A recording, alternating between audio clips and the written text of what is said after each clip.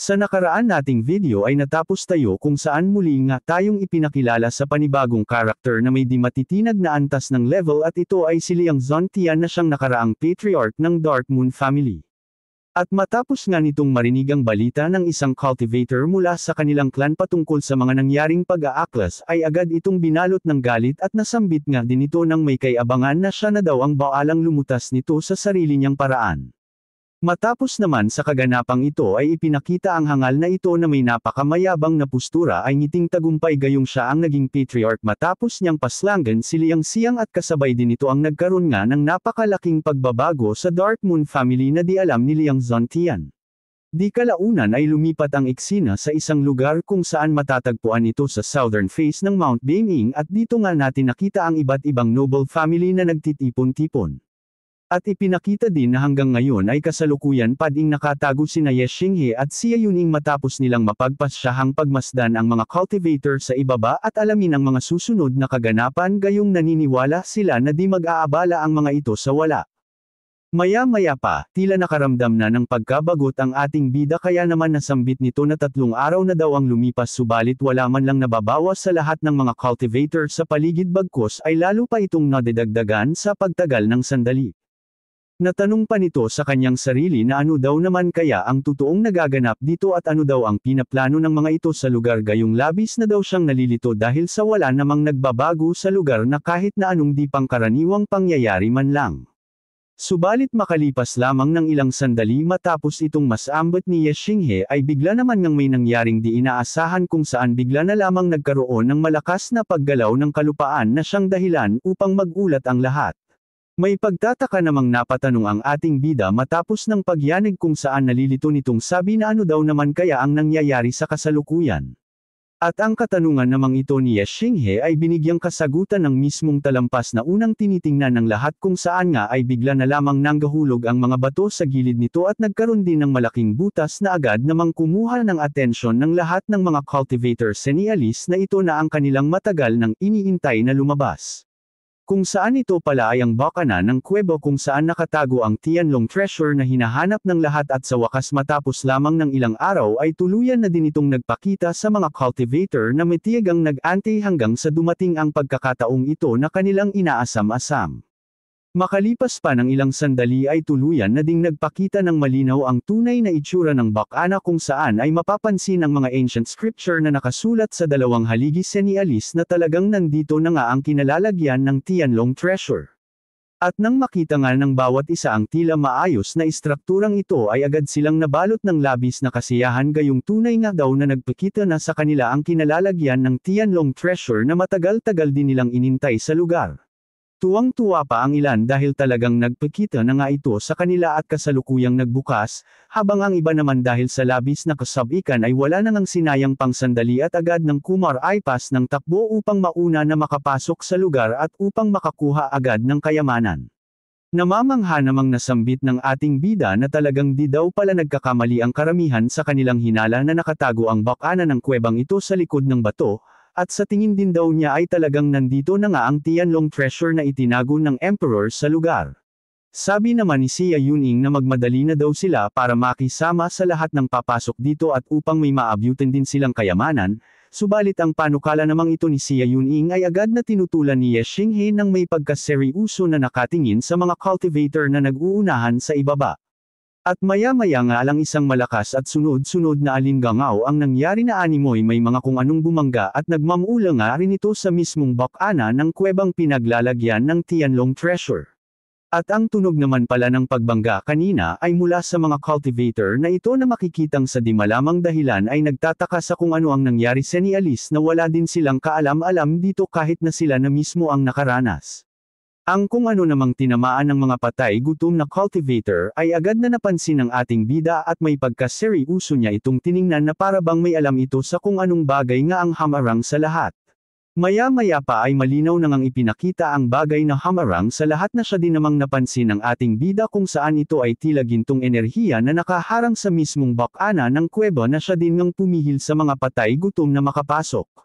Maya-maya pa, makalipas ng ilang sandali ay may isa namang pultak ang nagsalita sa karamihan ng mga patay gutom sa ibaba at habang kumikinang ang kanyang makintab na ulo na animoy na hiludan ng floor wax ay sinabi nito na mukhang may na-trigger daw silang restriction sa bakanang ito dahilan upang di sila makapasok.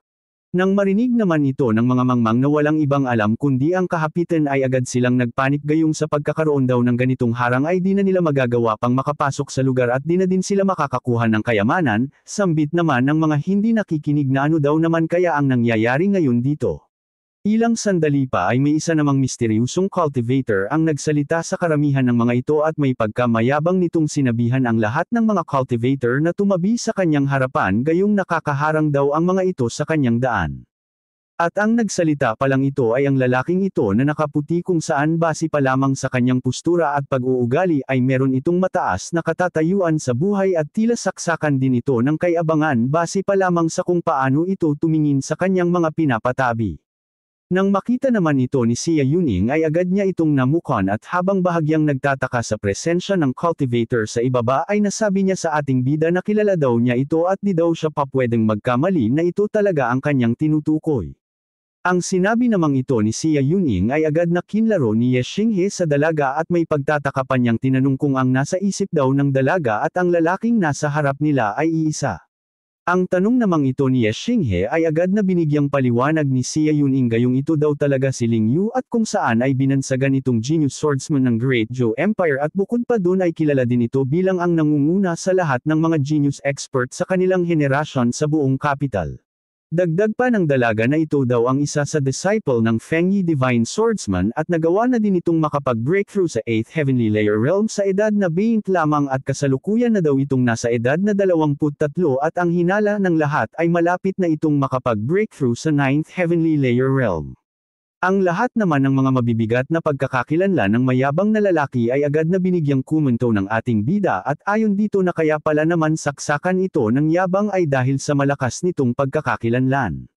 Masaya namang nasambit ni Xia Yuning na kamakailan daw lamang ay bigla na lamang nagpunta ang Feng Yi Divine Swordsman sa kanilang North Guardian Lord Mansion para makipagkasundo ng isang kasal sa pagitan nilang dalawa ni Ling Yu subalit di naman ito natuloy. Agad namang nagbago ang mukha ng ating bida na para bang nagseselos matapos niyang makita na tila kinikilig ang dalaga sa pagsasalita at natanong pa ni Ye Xinghe na bakit naman di ito pumayag. Ang pagbabago naman ng mukha ng ating bida at ang kanyang tanong ay agad na tinugunan ni Xia Yuning ng may pang-asar at nakangiti pa niyang tinanong pabalik si Ye Xinghe kung nagseselos daw ba ito kay Ling Yu gayong base daw sa mukha ni Ye Xinghe ay ganun na nga ang nangyayari. Ang tanong namang ito ng dalaga ay agad na di sinang-ayunan ng ating bida gayong wala daw namang dahilan para magselos siya sa bagay na yun subalit kitang-kita naman sa kilos nito ang di maitagong selos na kanyang nararamdaman. Ang sinabi namang ito ni Ye Xinghe ay lalong nagpatindi ng kahangalan ng dalaga na asarin siya lalo kaya naman bigla na lamang itong lumapit sa ating bida at ipinagdiinan na di daw maitago ng ating bida ang selos sa kanyang mukha at bukod pa dun ay nasabi na din daw niya nung una pa lang na sa ganda daw niyang taglay ay malabong di magkagusto sa kanya si Ye Xinghe kaya naman naiintindihan daw niya ang nararamdaman nito kaya wala nang dahilan para tumanggi pa. Ang biglaan namang paglapit ng mukha ni Xia Yuning kay Ye Xinghe ay agad nitong ikinailang dahilan upang dali-dali niya itong palayuan sa kanya gayong di na daw niya kaya pa ang nangyayaring ito sa kanya ngayon. Agad namang sumunod si Xia Yuning sa gusto ni Ye Xinghe subalit di naman doon natapos ang kanyang pang-asar sa ating bida gayong pahabol pa niyang sinambit habang lumalakas papalayo na ayos lamang daw sa kanya kundi aamin si Ye Xinghe subalit masaya na daw siyang malaman ang totoo kahit na itinatanggi pa ito nito. Maya-maya pa ay muling bumalik ang focus ng dalaga kay Ling Yu at ayon daw sa kanyang balita na halos lahat ng mga magagandang babae mula sa noble family ay nagkakagusto sa lalaking ito dahil sa angkin nitong kagwapuhan at matinding pagkakakilanlan na nagawa na di na nakakapagtaka pa na magkagusto ang karamihan dito. Ang sinabi namang ito ng dalaga ay agad na tinugunan ni Ye Xinghe ng isang ungol na parabang di ito naniniwala sa sinasabi ni Xia Yuning gayong malabo daw na magkaganon ang mga babaeng mula sa noble family na kagaya ni Xia Yuning. Na agad din namang tinugunan ni Xia Yuning at ayon dito na talagang iba daw siya sa mga pokpok na dalaga ngayon gayong kahit na alam daw niya ang mga nagawa ni Ling Yu ay di siya pumayag na ipakasal dito at maging ang kanyang ama ay tutol din na mangyari ang kasalan na kanya ding ipinagtataka. Dagdag pa nito na ngayon din daw niya lamang nakita si Ling Yu ng personal kaya naman gusto niyang alamin ang dahilan ng pagtanggi ng dati niyang ama sa kasalan ngayon makakaharap na niya ito kaya naman kailangan na daw nilang makihalubilo sa mga cultivator sa ibaba, na agad din namang sinang-ayunan ni Ye Xinghe. Matapos nito ay muling ipinakita ang bakana ng kuwebo kung saan nakatago ang Tianlong treasure na gustong makuha ng lahat kung saan nga ay muli na namang maririnig ang mga malalakas na pagsabog sa paligid nito senialis ng muling pagkilos ng mga cultivator sa ibaba. At ang sunod-sunod palang ingay ay sanhi ng pag-atake ni Ling Yu gayong nagsimula na nga itong magpakitang hilas sa lahat ng mga cultivator na kanyang pinatabi kanina at pinapatunayan din ito na karapat-dapat siya sa naging bansag sa kanya bilang genius swordsman sa capital. Ang ginawa naman nitong pag-atake ay agad ding sinundan ng mga kasamahan nito at makikita nga ang dalawang flame martial artist na agad din nagpakawalan ng kanilang malakas na pag-atake ng sabay. Maging ang isa pang ito ay ganun din ang ginawa kung saan nga ay di sila nagpauli sa tatlo gayong gusto din ata ng mga itong magpamalas ng lakas upang subukang sirain ang restriction array na humaharang sa kanila. Makikita pa ang isang umaatake sa gilid na tila ginamit na nito ang teknik ni Goku ng Dragon Ball na tinatawag na Kamihami habang nagmumuka na itong unggoy na tila ba nasa Super Saiyan 3. Ang lahat nga ng limang pag-atake ng mga kinikilalang pinakamalalakas sa lahat ng nasa paligid ay sabay-sabay na tumama sa restriction array sa bakana ng kuwebo dahilan upang magkaroon ng isang nakakakilabot na pagsabog na maririnig sa buong kabundukan. Dahil nga din dito ay nagkaroon din ng napakakapal na mukha usok na bumalot sa lugar dahilan upang di nila agad makita ang resulta ng sabay-sabay at pinagsama-sama nilang mga pag-atake sa harang ng kuweba. Subalit makalipas lamang ng ilang sandali ay makikita ang mga cultivator sa likuran na labis na lamang ang gulat sa kanilang ekspresyon dahil sa sumambulat sa kanila, habang ang mayabang namang si Ling Yu ay tila bahagya lamang nadismaya sa resulta gayong inaasahan na niya na talagang ganito ang mangyayari dahil sa isang ngang emperor ang may likha nito.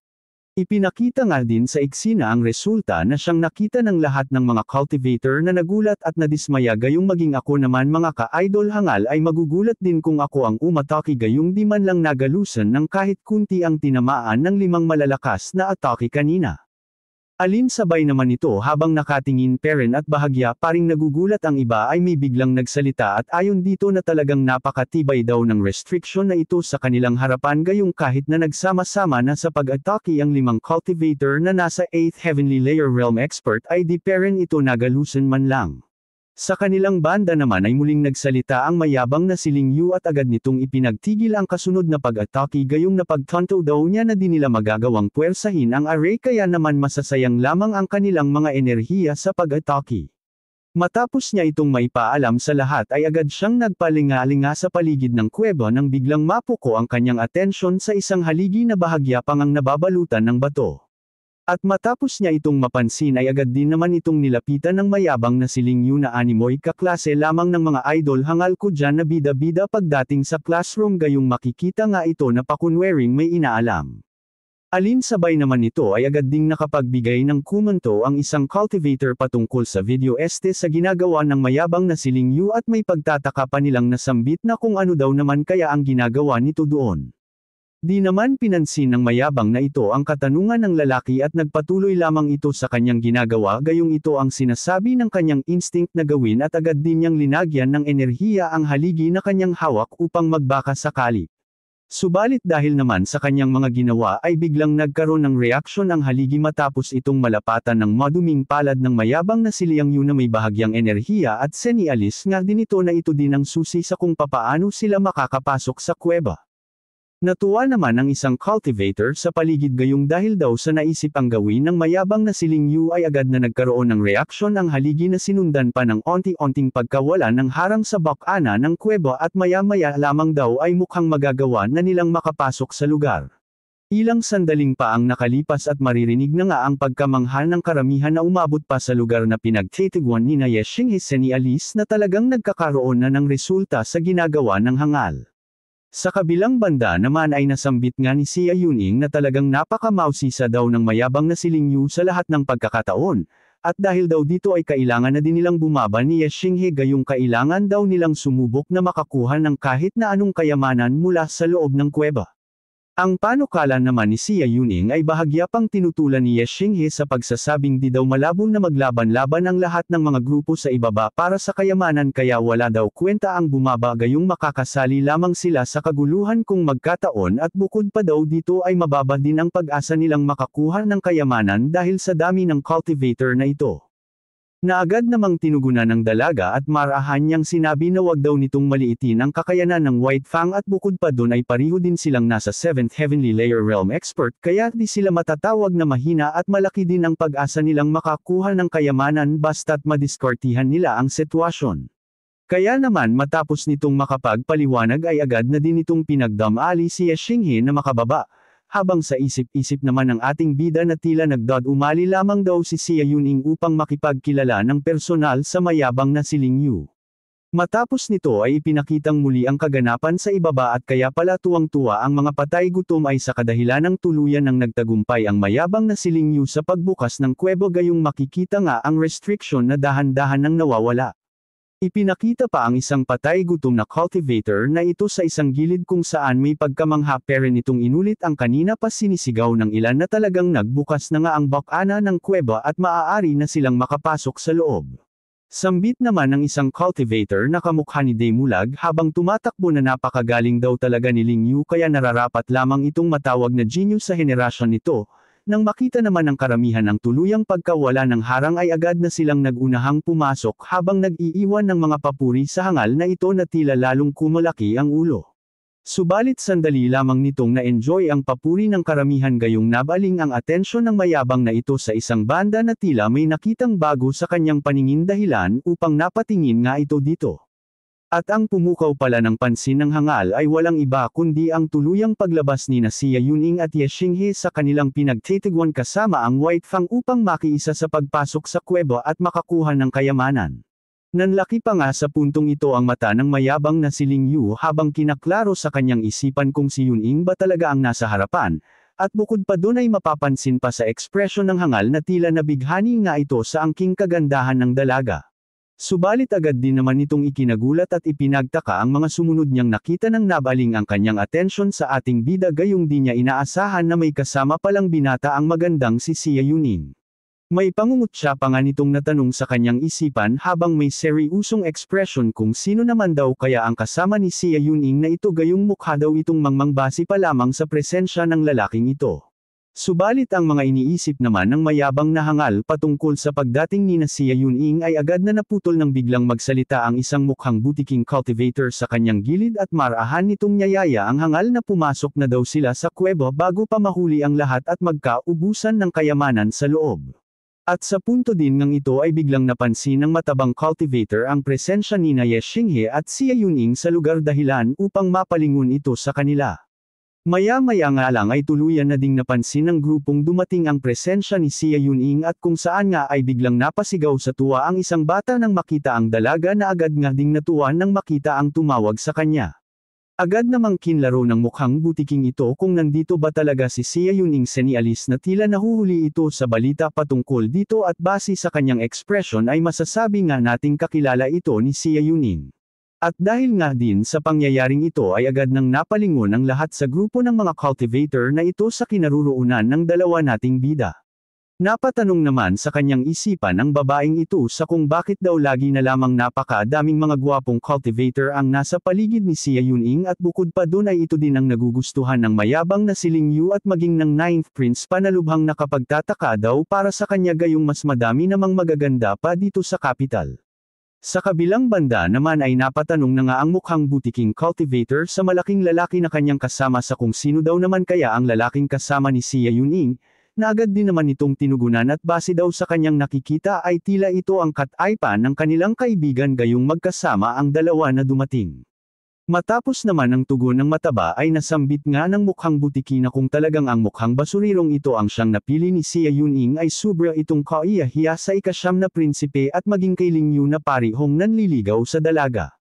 Maya-maya nga din ay di na nakapagpigil pa ang batang babae na kaninang tumawag kay Xia Yuning at napasugod na din ito sa dalaga habang tuwang-tuwa sa muli nilang pagkikita ng kanyang big sis Yuning. Nang makalapit naman ang bata ay agad itong tinawag ni Xia Yuning sa pangalan nito at ito pala ay si Lil Zuoyan sabay tanong sa kung bakit daw ito nandito at sa palagay daw niya ay tumakas na naman ito gaya ng lagi nitong ginagawa. Na masayang ang tinugunan ng bata at ayon dito na sa pagkakataon daw na ito ay di siya tumakas gayong ang kanya daw Big Brother Ling Yu mismo ang nagdala sa kanya sa ganitong lugar kasama ng iba pa nilang mga kaibigan. Agad namang tinanong ng babaeng cultivator mula sa grupo ni Ling Yu si Xia Yuning patungkol sa kung sino daw naman ang kasama nitong lalaki sa kanyang tabi at gusto daw niyang makilala ito. Ang tanong naman ng babae ay tinugunan na mismo ng ating bida at habang masayang bumabati ay sinabi din niya ang kanyang pangalan at natutuwa daw siyang makilala ang mga kaibigan ni Xia Yuning mula sa capital. At ang pagbati naman ng ating bida ay bahagyang naputol nang bigla siyang mapatingin sa hangal na si Ling Yu na makikita din nating nakatingin din sa ating bida dahilan ng pagkakaroon ng awkward moment sa lugar. Ipinakita pa nga sa puntong ito na matapos ngang makita ng hangal na si Ling Yu ang tingin ni Ye Xinghe sa kanya ay agad niya itong binigyan ng masungit na ekspresyon at may pagkamayabang na titig na animoy nagpapahiwatig ng kung anong di maganda para kay Ye Xinghe. Ang awkward moment naman sa pagitan ng dalawa ay agad na pinutol ni Xia Yuning nang bigla nitong ipakilala isa-isa ang kanyang mga kaibigan kung saan ay bata daw sa kanyang tabi ay si Lil Zuoyan. At ang dalawa daw namang cultivator na ito na isang mataba at isang mukhang butiking cultivator ay sina Huyan Zuo at si Hanfeng na kaparihundo ni Ye Xingheng may kakaibang taglay na lakas. Habang ang dalawa namang babaeng ito ay sina Gu Yunyan at Gu Yunlan na kapwa kabanata din niya noon pa man nakapariho din nilang may pambihirang talento. At habang nakangiti ay sinambit pa ng dalaga na tama daw ang sinabi ni Ye Xinghe kanina at ang lahat ng mga ito ay kanyang mga kaibigan mula sa capital subalit bihira lamang silang magpangipanggita. Abangan sa susunod nating video ang mga kaganapan kung saan nga ay tuluyan ng papasok ang grupo ni na Xia Yuning sa kuweba. At makikita nga din ang lahat ng mga naunang mga cultivator na nagsisiksikan sa tila luma subalit may kagandahang tunnel. Bukod pa dito ay tuluyan na din nating malalaman ang tunay na ibig sabihin ng hangal na si Ling Yu sa pagtitig niya kanina sa ating bida kung saan mayroon nga itong babalaking. Sa pagpapatuloy din ay tuluyan ng magpapakitang gilas si Ye Xinghe sa mga bago nilang kasamahan upang mapatunayang di siya pabigat sa grupo at ipapakita pa niya ang kakayahan ni White Fang na kanyang kasama. Kaya kung gusto mong malaman kaibigan kong hangal ang mga kasunod na kaganapan ay i-subscribe muna ang ating channel at wag muna ding kalimutang mag-like, paki-comment na din kung aling parte ng video ang nagustuhan mo upang lalo kong mapaganda ang next episode. Paki-panood na din ng iba pa nating video mga ka-idol hangal kong kaibigan, hanggang sa muli. Paalam.